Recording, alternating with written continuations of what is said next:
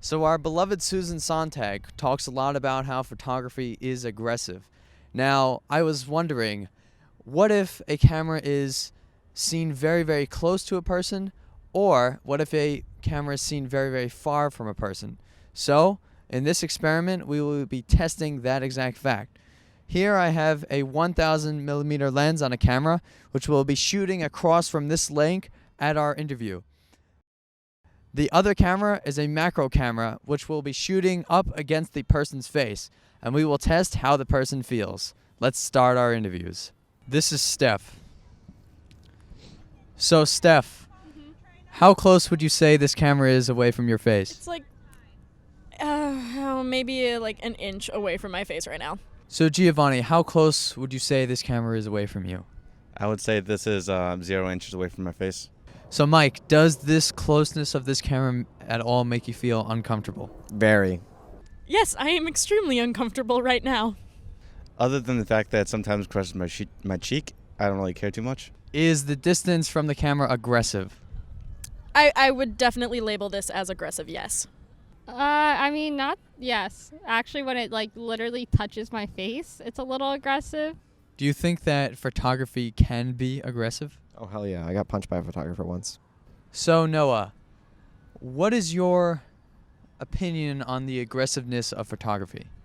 I think it's something that should be embraced and something that will ultimately lead our society to better art. Would you say, in general, photography is aggressive? When it's not done like this, no, I wouldn't say it's aggressive. I don't think it's all aggressive, but when it's in your face without any permission or consent and it's getting closer to you as you speak,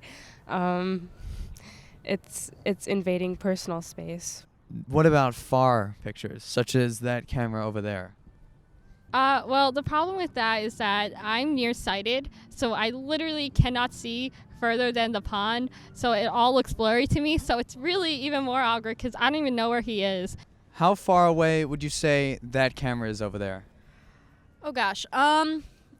It's across a pond, so it's a good, well, it's like over 100 feet, definitely. Does that distance make you feel uncomfortable? No, that's fine. I can get how people might be freaked out by that because it's kind of like, surveillance. You don't know you're being monitored. But I think it's great. I mean, that's something we couldn't do a long time ago. And now we have the technology to get that kind of magnification. I think it's great. Is that distance aggressive? No. How does that compare to this close camera? I think in terms of comfort, it's more comfortable, but if it's without someone's knowledge, I think it could be unsettling because it's like someone is stalking you from afar. I don't think it's aggressive. I think it's just creepy, which there's a fine line from being aggressive and then just being creepy. I'd say the faraway camera is more aggressive. And why is that? That's because I feel more of violation by a camera that is way, way far away from me and still getting clear picture of my face and everything that I'm doing. How many pictures a day would you say you take? Around 0 to 2. I mean, if I'm just bringing my phone around, maybe once a day. With my cell phone, I take maybe 100. That's only on Snapchat though. 0 to 5, depending on the day. And how many of them are of yourself? 48. I take selfies at least 5 times an hour. At least. Probably somewhere between 5 and 10 selfies an hour. More than that. God, so many pictures. So, are any of those 48 pictures that you take of yourself of this distance? Yes, sometimes when I'm sending them to my best friend and I want to mess with her. Are those pictures aggressive? No, not so much.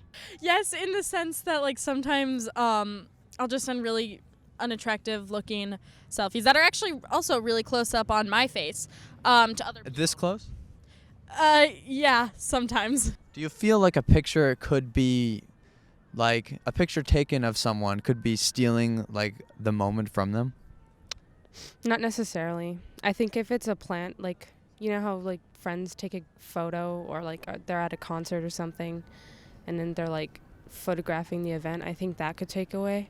But I think if it's kind of unknown. And if it's a candid photo, then I think it actually captures the moment and it keeps it in memory. What about a sightseeing venture such as the Grand Canyon or the Eiffel Tower? Is stopping to take a picture other than trying to absorb the moment, like, is that taking away the moment? I think that it could if you're only concerned with pictures. If all you're concerned about is pictures, then yes. But if you do that quickly, if you take a picture and then give yourself some time to absorb what is actually there, then I think that could make the difference. And with that, most people actually prefer the far camera over the close camera by 4 to 3.